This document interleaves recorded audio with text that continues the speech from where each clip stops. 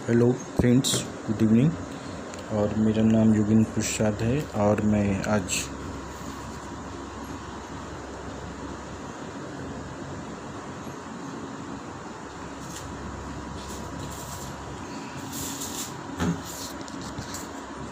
Network marketing Millionaire पुस्तक पढ़ रहा हूँ और उसका लर्निंग पॉइंट में हम इसमें बता रहे हैं।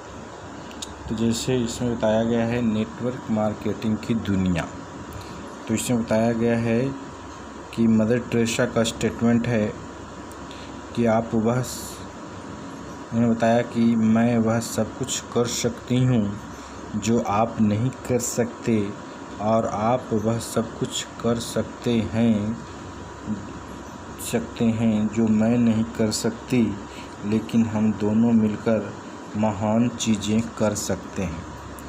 तो इन्होंने बताया है कि जो नेटवर्क मार्केटिंग की लेखक की 11 साल की ज़िंदगी में इन्होंने इसे हर दिन जिया है और इन्हें आज तक इससे अमीर बनने का, इससे ज़्यादा पवित्र, लोकतांत्रिक और सामाजिक विकास करने वाला और कोई तरीका नहीं दिखा।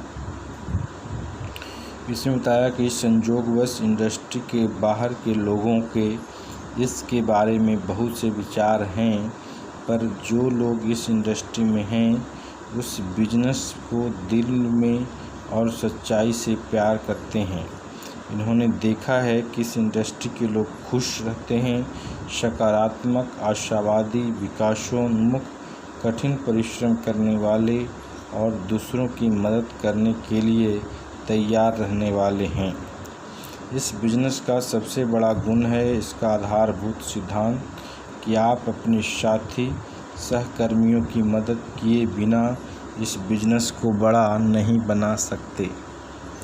इस बिजनेस में आपका सिर्फ एक काम है, लोगों के सपने को पूरा करने में मदद करना, मतलब लोगों को सपने को पूरा करने में मदद करना। अतः है ज़िंदगी का सबसे ज़रूरी और हमेशा चलते रहने वाला प्रश्न है कि आप दूसरे के लिए क्या कर रहे हैं। तो इन्होंने बताया कि यह बिजनेस करना आसान है, पर बिजनेस को करने का निर्णय लेना और अपने सपने को पूरा करने की जद्दोजहद करने के लिए प्रतिबद्ध होना बहुत कठिन है। तो पुस्तक के इस अंश में ये नेटवर्क मार्केटिंग इंडस्ट्री के स्कोप, भविष्य के आंकड़े, इससे मिलने वाले लाभ और बिजनेस के इर्द गिर्द की बहुत सारी बातें देखेंगे। तो उन्होंने बताया कि मिलकर पता लगाएं कि क्यों लोग बिजनेस की ओर खींचे चले आते हैं और कौन से काम उन्हें सफल और असफल बनाते हैं। तो इससे पहले कि हम बिजनेस को करने के विज्ञान पर आएँ, इस बिजनेस की आधारशिला बनाएं और इसे सफलता की सही मानसिकता बनाएं।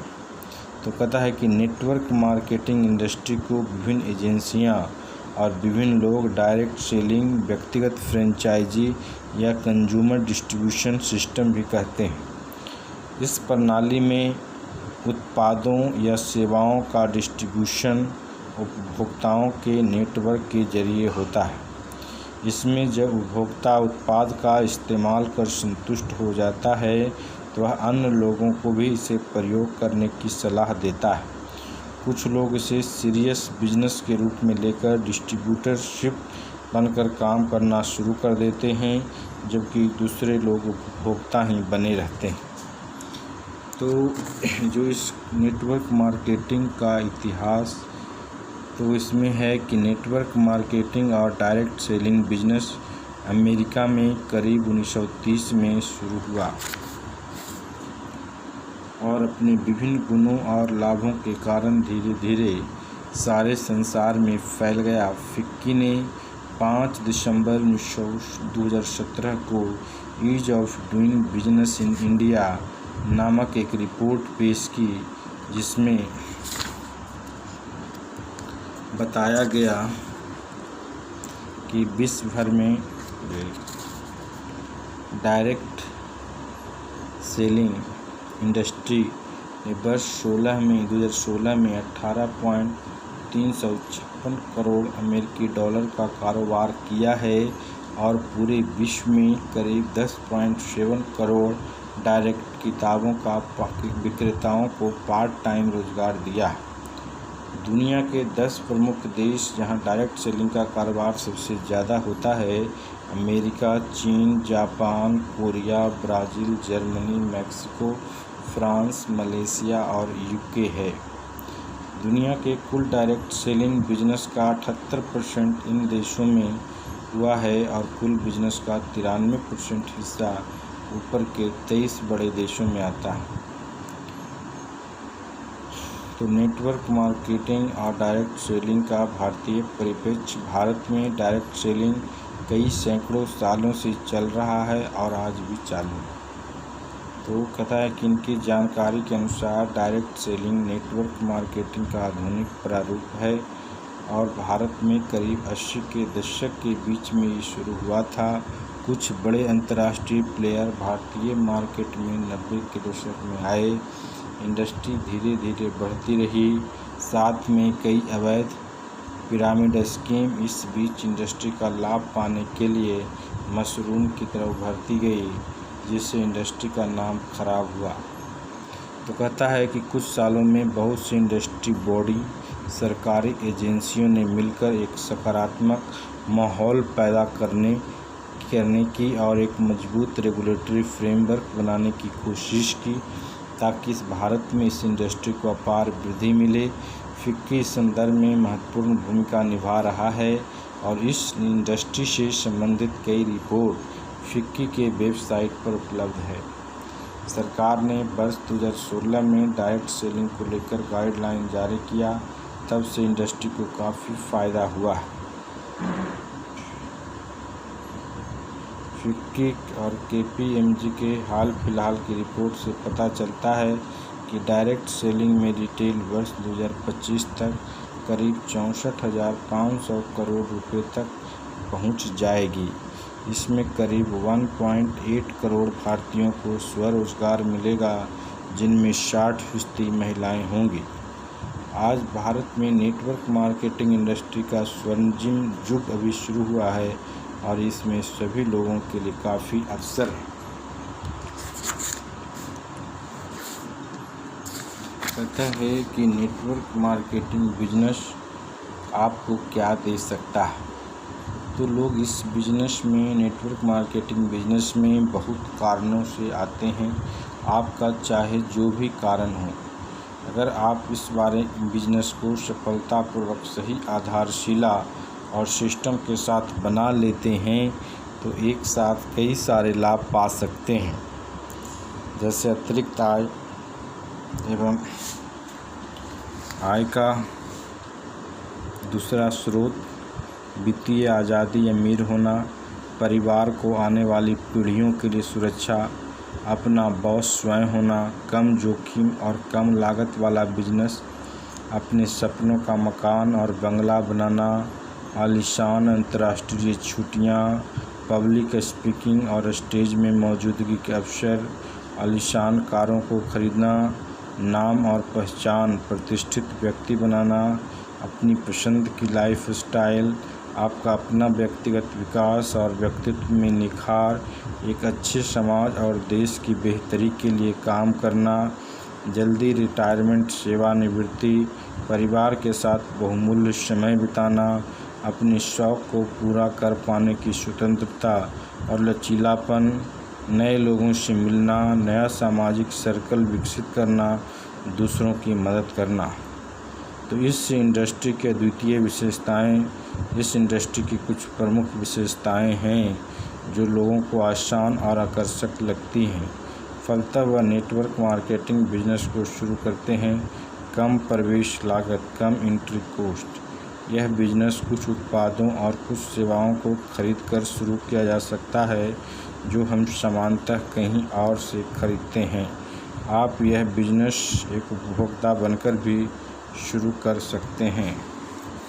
कहता है कि शून्य लागत, शून्य निकास लागत, जीरो एग्जिट कॉस्ट। आप इस बिजनेस को ना करने का निर्णय ही लेकर ही इस बिज़नेस को छोड़ सकते हैं, क्योंकि आपने बिज़नेस के लिए कोई सेटअप नहीं लगाया था और आप इसके उत्पादों और सेवाओं का इस्तेमाल कर चुका है, तो असल में इसकी एग्जिट कॉस्ट ज़ीरो हुई।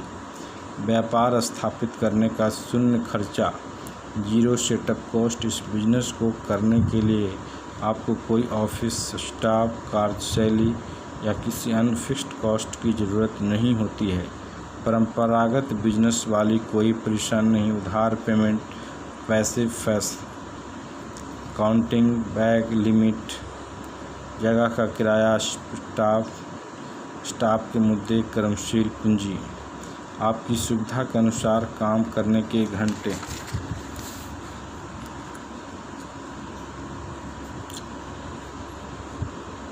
सिस्टम सपोर्ट, आपको एक ऐसे ट्रेनिंग और डेवलपमेंट सिस्टम से मदद मिलेगी जिसने पहले के हज़ारों लोगों को अचीवर बनाया है। कम निवेश, इस बिज़नेस को शुरू करने के लिए आपको थोड़ी सी शॉपिंग ही करनी होती है।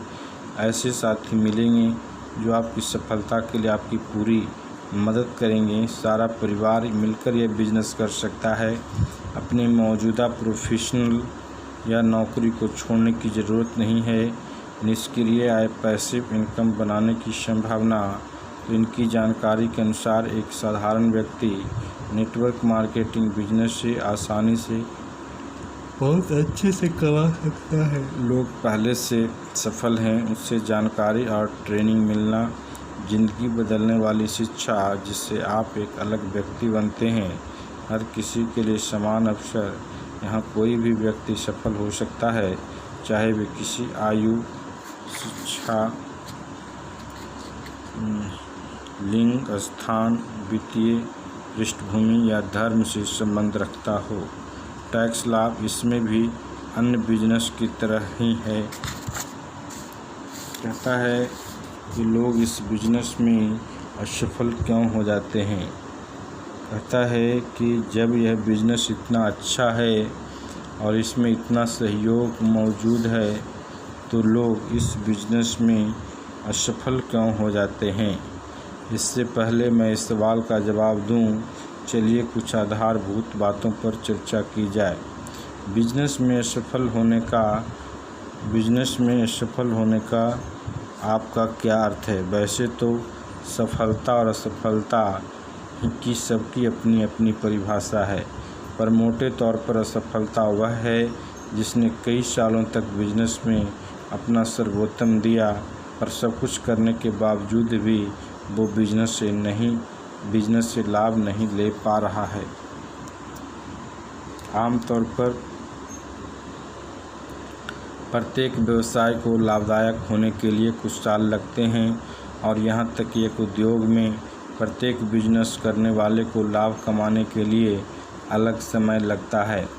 लोग किसी भी अन्य व्यवसाय में लाभ अर्जित करने के लिए कुछ सालों के इंतज़ार को सही मानते हैं, पर जब नेटवर्क मार्केटिंग की बात आती है तो वही लोग अचानक कुछ दिनों के भीतर या शुरू करने के कुछ घंटों के भीतर ही लाभ की उम्मीद करने लगते हैं। आप ऐसे कई लोगों से मिलने होंगे जो कहते हैं, मैंने भी यह बिजनेस करने का प्रयास किया पर मुझसे नहीं चला। ऐसे बिजनेस चलते नहीं हैं। मुझे पता था, मेरे चचेरे भाई ने प्रयास किया था पर उसे अपना सब कुछ खोना पड़ा। इन सारे लोगों के लिए इन बातों को साधारणतः इनमें कोई एक अर्थ है। किसी ने कुछ प्रोडक्ट भेंट कर दिए, उन्होंने कुछ प्रोडक्ट खरीदे और वह 1 या 2 मीटिंग में गए। अधूरे मन से अपने अपलाइन के साथ 2-3 मीटिंग की, पर उन्होंने कुछ लोगों के साथ फ़ोन पर बिजनेस को टेस्ट किया। इनमें से अधिकांश लोगों ने इस मुकाम पर बिजनेस छोड़ दिया और वह गलत अवधारणा बना ली कि यह बिजनेस नहीं चलते। उन्होंने बताया कि अपने अनुभव से कह सकते हैं कि जो लोग यह बोलते हैं कि उन्होंने इस बिजनेस को चलाने का प्रयास किया पर असफल हो गए, उन्होंने इस बिजनेस को कभी भी अपने 6 से 10 घंटे का समय नहीं दिया। उनमें से अधिकांश लोग 2-3 प्रोग्राम में ही शामिल नहीं हुए। आपको किसी भी चीज़ को क्रियान्वित करने के लिए उस पर पहले काम करना होता है। प्रोडक्ट खरीदना कोई बिजनेस नहीं है या कुछ लोगों से बात कर कि अगर कुछ महीने से लेकर कुछ सालों तक नेटवर्क मार्केटिंग बिजनेस में सिद्धांतों और काम करने के तरीके को पालन के लिए तैयार हैं तो यह बिजनेस सबसे ज़्यादा अनुपात में सफलता देता है। साधारणतः लोग खुद को बिजनेस के कुछ समान कारणों की वजह से असफल कह देते हैं। ओके।